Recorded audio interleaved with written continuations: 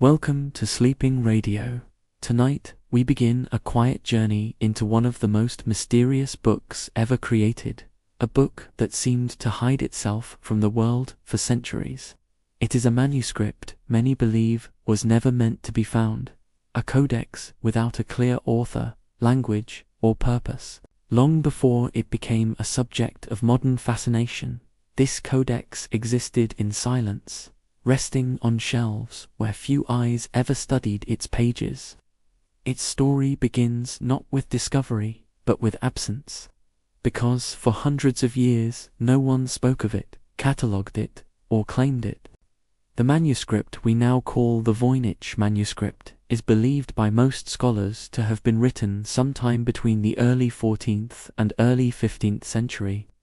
Scientific testing conducted in the early 21st century dated the parchment to a period between the year 1304 and the year 1438. This dating was achieved through radiocarbon analysis of the animal skin used to create the pages.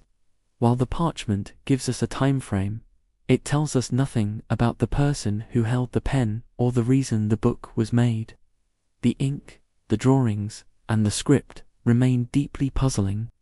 No known language matches the flowing characters that fill the pages from edge to edge. The manuscript contains over 200 pages, though it is believed that several pages are missing. Its contents appear to be divided into sections, including plants that do not exist, astronomical diagrams, biological drawings, and strange circular charts.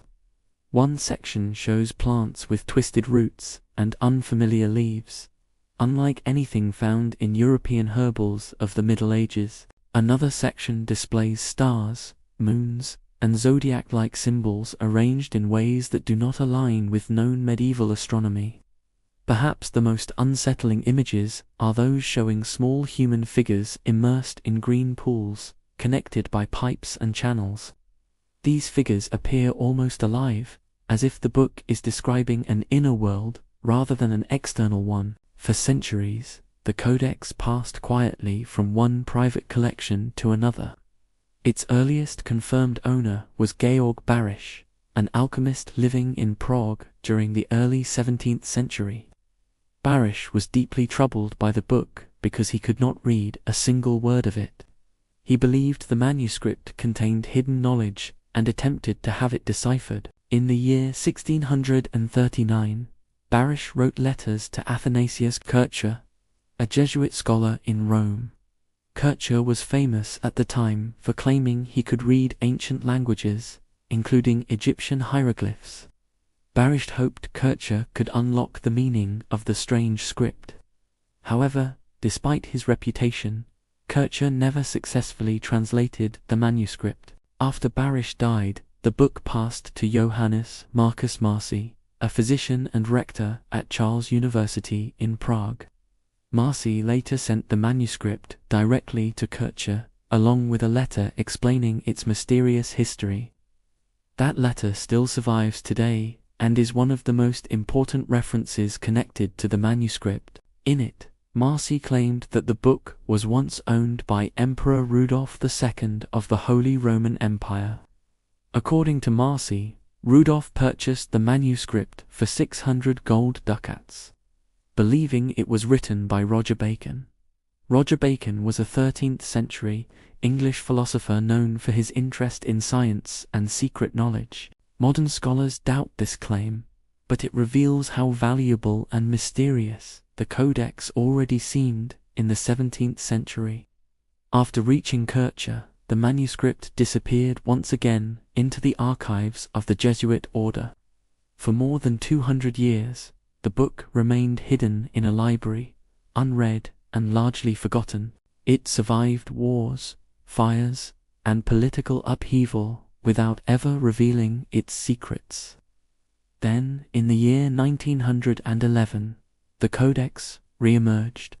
It was discovered by Wilfrid Voynich, a Polish book dealer, while examining a collection of manuscripts in Italy. Voynich immediately realized the book was unlike anything he had ever seen. He purchased it and spent the rest of his life trying to uncover its meaning. From that moment on, the manuscript carried his name, though its mystery only deepened. Cryptographers, linguists, historians, and codebreakers all attempted to solve it, and all failed. Even experts who broke military codes during the 20th century could not decipher the script. The patterns look like language, but they do not behave like any known language on Earth. Some believe the manuscript is an encrypted scientific text. Others believe it is a philosophical work, an alchemical guide, or a symbolic map of the human body. There are also those who argue it is an elaborate hoax. Yet the consistency of the script and the cost of materials make a simple hoax unlikely. What makes the codex so unsettling is not just that we cannot read it. It is the feeling that it was written with intention, care, and purpose, yet not for us. It is as if the book was meant to exist, but not to be understood. A library of one, sealed in its own language, waiting quietly through the centuries.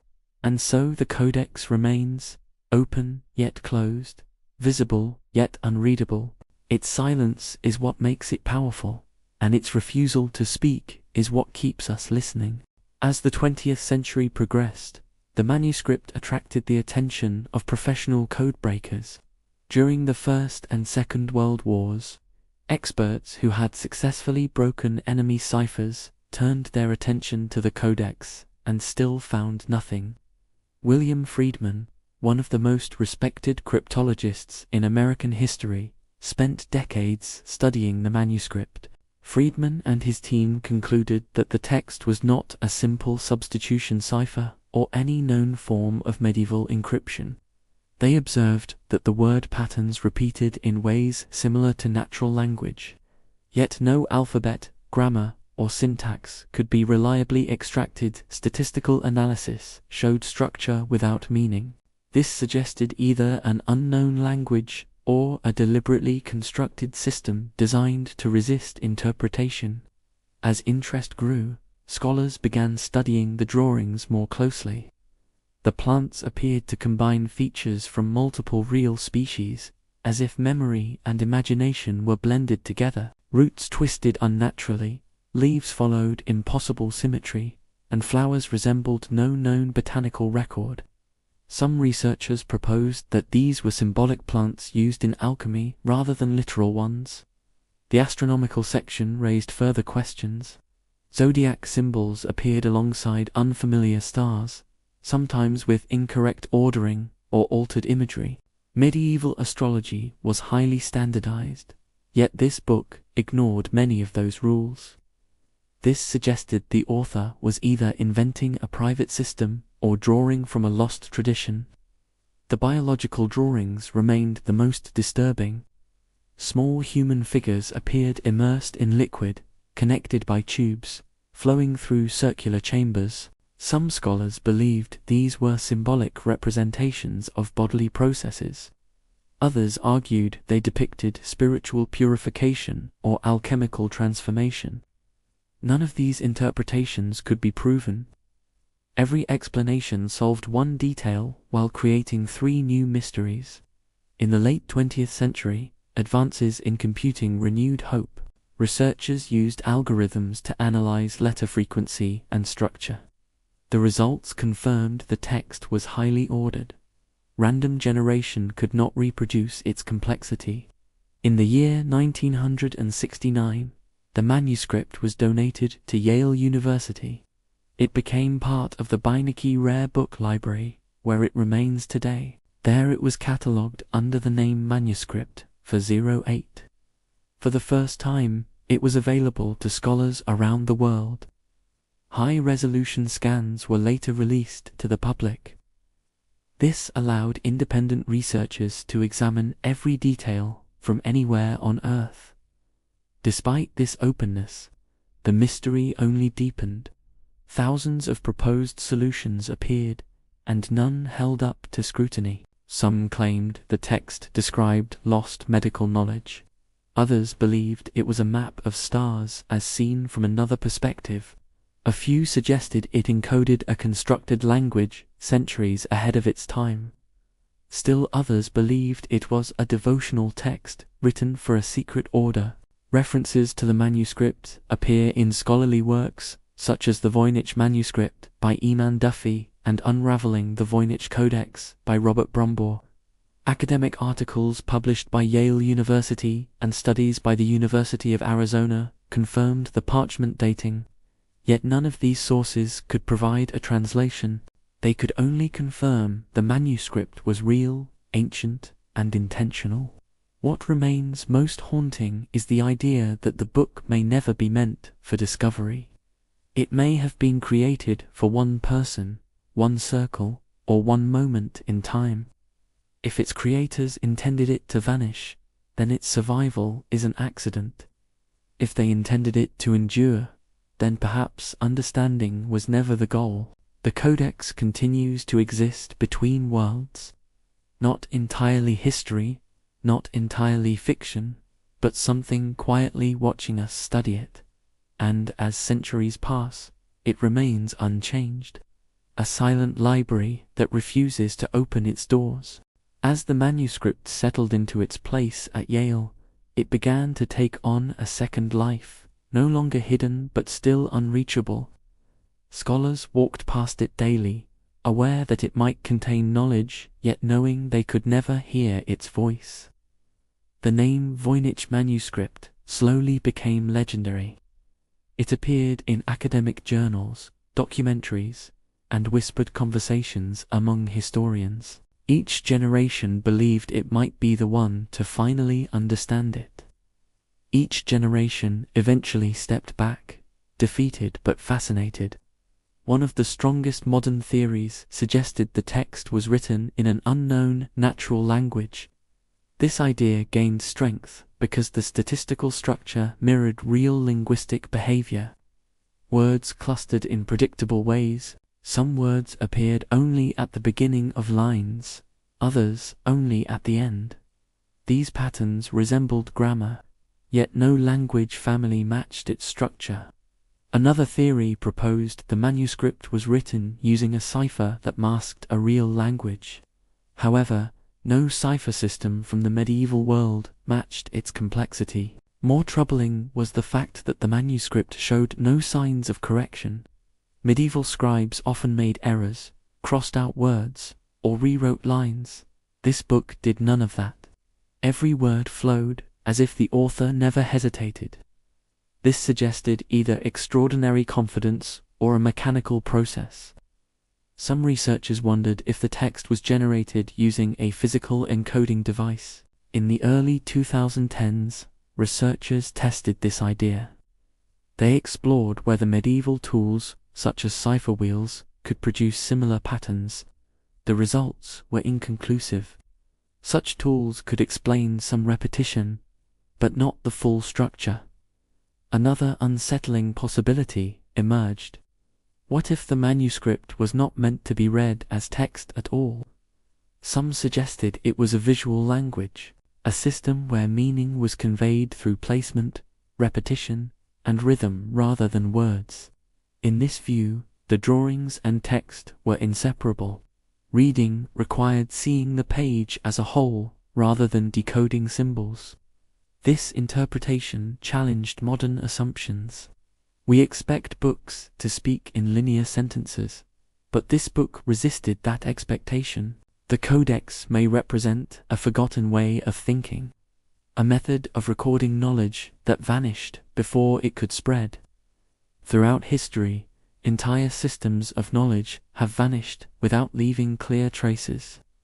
Libraries burned, languages died, and traditions faded before they could be recorded in forms we recognize today. The codex may be one of the last echoes of such a system, not a mistake, not a prank, but a survivor of an intellectual world that no longer exists. Some historians have suggested a connection to medieval monasteries. Monks often created private symbolic systems used only within small communities. These systems could combine prayer, medicine, astronomy, and philosophy into a single work. If the manuscript belonged to such a circle, its meaning may have died with its readers. Another theory places the origin in northern Italy. The artistic style of certain drawings resembles 15th century Italian manuscripts. The pigments used in the illustrations were common in Europe at that time. Nothing in the book requires knowledge from outside the medieval world, yet nothing fully fits within it either. This balance keeps the manuscript suspended between explanation and doubt. There are no references to known historical events. No kings, no wars, no dates written plainly on its pages. This absence is unusual for medieval books. Most texts anchor themselves in time and place, but this one refuses. It exists outside history while still being undeniably historical. Some researchers believe the manuscript was intended as a personal book, a private notebook never meant to be shared. If so, its symbols may have been obvious to its creator alone. Meaning does not always require universality. Sometimes it only needs memory. When that memory disappears, the text becomes silent. The idea that the codex was never meant to be found grows stronger here. Its secrecy may not have been deliberate, but natural. A personal language written once, then abandoned. In this sense, the book did exactly what it was supposed to do. It preserved thought, but not explanation. As modern readers, we stand outside its intended circle. We see the shape of meaning, but not its center. And so the manuscript waits, unchanged, patient, not demanding to be understood, only to be observed. Its presence reminds us that not all knowledge survives translation. Some truths remain locked to the moment they were born. As decades passed, the manuscript began to influence culture beyond academia.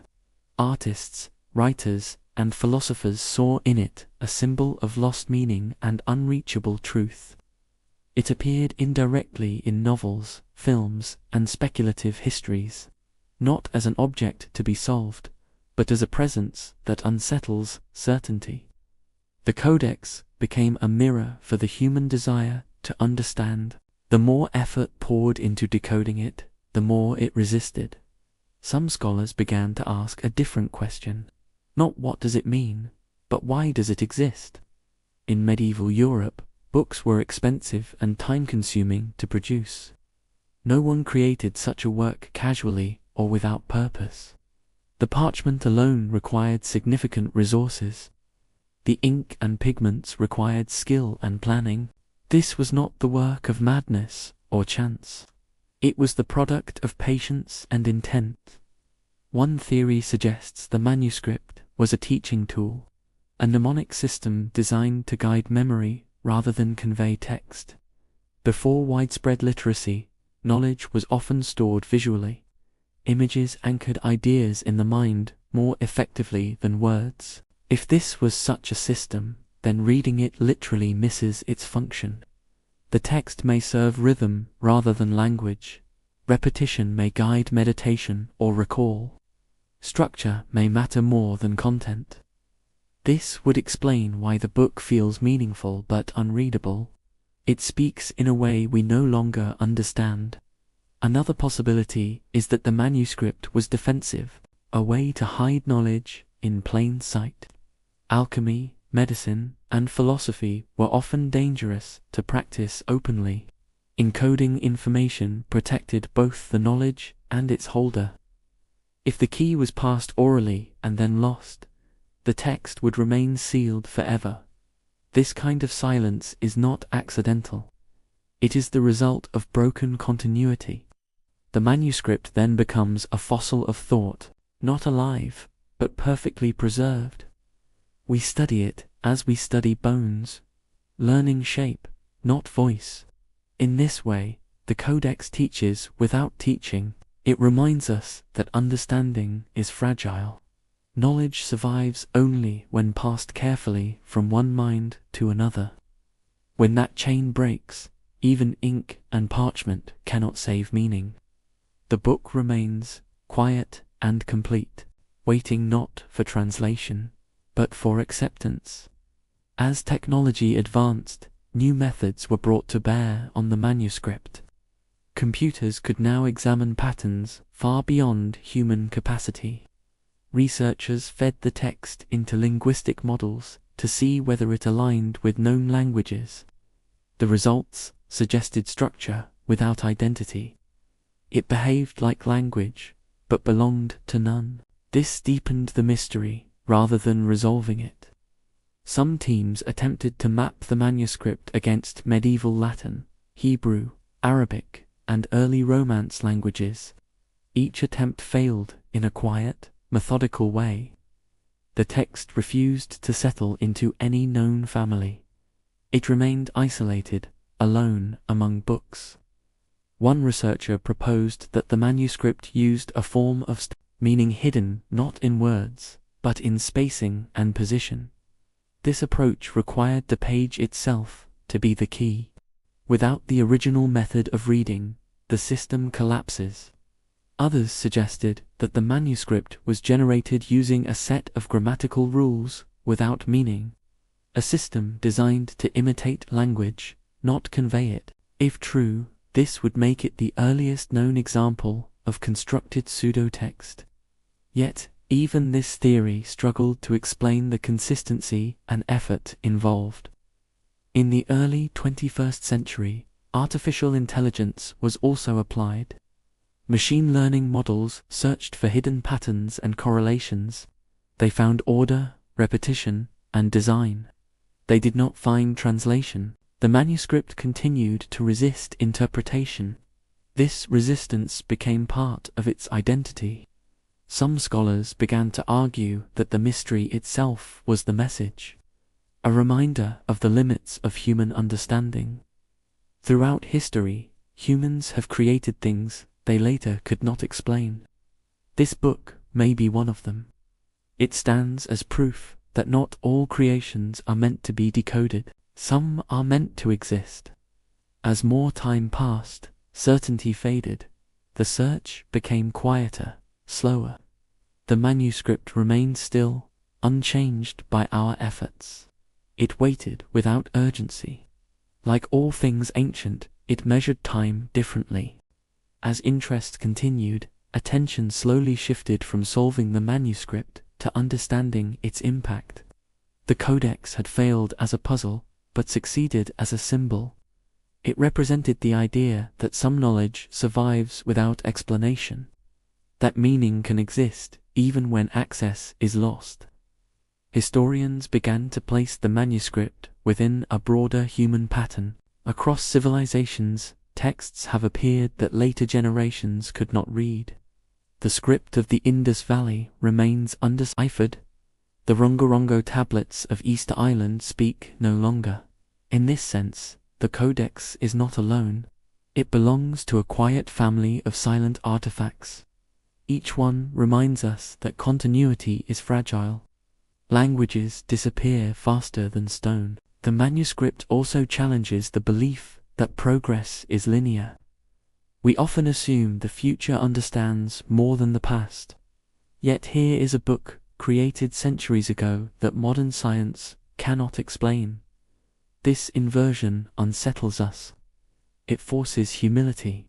Some philosophers argue that the manuscript functions like a meditation.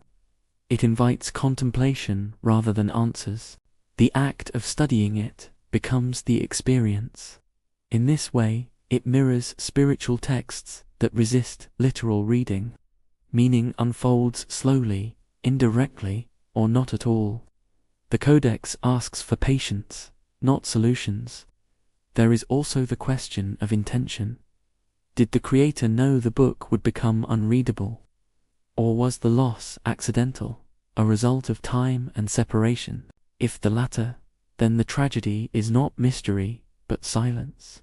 A voice speaking into centuries that never replied.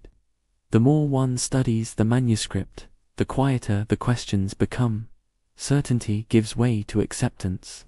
The need to solve softens into the act of observing. The codex rests behind glass now, protected and stable. Light touches its pages gently. Hands no longer turn them freely. It is preserved, but distant. In its stillness, it continues to watch generations pass, each one bringing new tools, new hopes, and the same unanswered curiosity. As scholars stepped back from the urgency of solving the manuscript, a broader and slower perspective began to emerge. The codex was no longer treated only as a riddle, but as a historical object shaped by the world that produced it. To understand it, researchers began reconstructing the intellectual climate of late medieval Europe. This was an age balanced between faith and experiment, between inherited tradition and quiet rebellion. Alchemy, astrology, medicine, and theology often overlapped. Knowledge was not divided into clean categories, but flowed freely between disciplines. A single manuscript could contain prayers, remedies, star charts, and philosophical symbols. Seen this way, the codex no longer appears chaotic. It appears unified, but according to rules we no longer share. The medieval mind did not separate science from spirituality. The movement of stars influenced the body. Plants carried not only medicinal properties, but symbolic meaning. Water symbolized life, transformation, and passage. The strange bathing figures in the manuscript may represent renewal rather than anatomy. The tubes and channels may depict flows of influence, not physical pipes.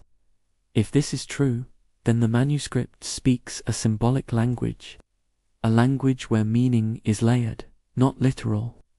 Modern readers often strip symbols of their depth. We ask what something is, rather than what it represents. The codex resists this reduction. It demands a mode of thinking that is slow, circular, and patient. This may explain why every attempt to translate it line by line has failed. The manuscript was not written to be read that way. It was meant to be contemplated, like a map of ideas rather than a sequence of statements. Another overlooked detail is the absence of error. No corrections, no hesitation, no visible uncertainty. This suggests the author was copying from a finished system. The knowledge already existed in full before ink touched parchment. This implies tradition, and tradition implies a community. Even if that community was small, its loss would explain the silence. When the last reader died, the book became unreadable, not because it was encrypted, but because no one remembered how to listen. This is how many traditions end. Quietly, without announcement. The codex then becomes a witness, not to hidden knowledge, but to forgotten ways of knowing. In this sense, it is not unfinished. It is complete. There has always been a quiet suspicion surrounding the idea that the manuscript might be a hoax, not a modern forgery, but a medieval deception created for a specific purpose. Some historians argue that the codex was designed to impress rather than inform, a book meant to look profound, complex, and valuable. In the medieval world, knowledge carried power. A manuscript that could not be read could still command awe. If Emperor Rudolf truly believed the book contained secret wisdom, then it had already succeeded. It did not need meaning, only mystery. Yet, the hoax theory has weaknesses. Creating such a manuscript required enormous effort. The consistency of the script across hundreds of pages is precise. Random invention rarely sustains such discipline. The drawings follow internal rules. The text follows patterns that are not chaotic. A hoax usually reveals its cracks over time. This one never has.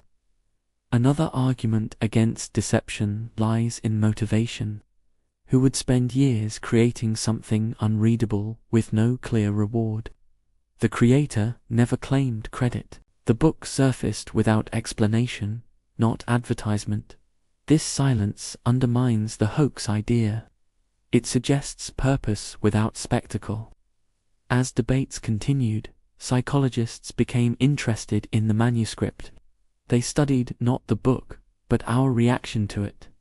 Humans are drawn to unresolved patterns. We seek closure even where none exists.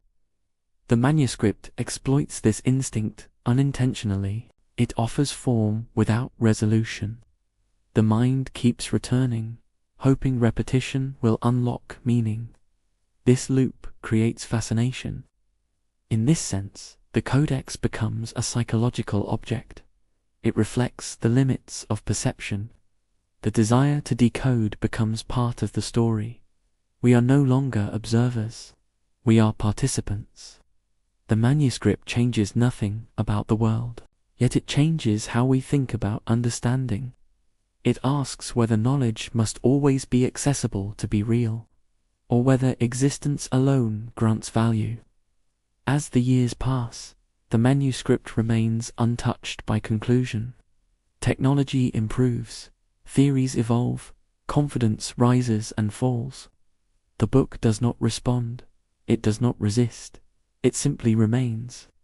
In its stillness, it teaches a final lesson. Not everything hidden is waiting to be revealed. Some things endure precisely because they stay closed. The codex was never meant to be found, and once found, it was never meant to be solved. It exists as a reminder of silence within history, a library of one book, a voice without sound, a message without translation. As you listen now, let the mystery rest. There is nothing left to solve, only something to sit beside. And as the centuries continue to turn, the manuscript will remain where it has always been, quiet, complete, unanswered,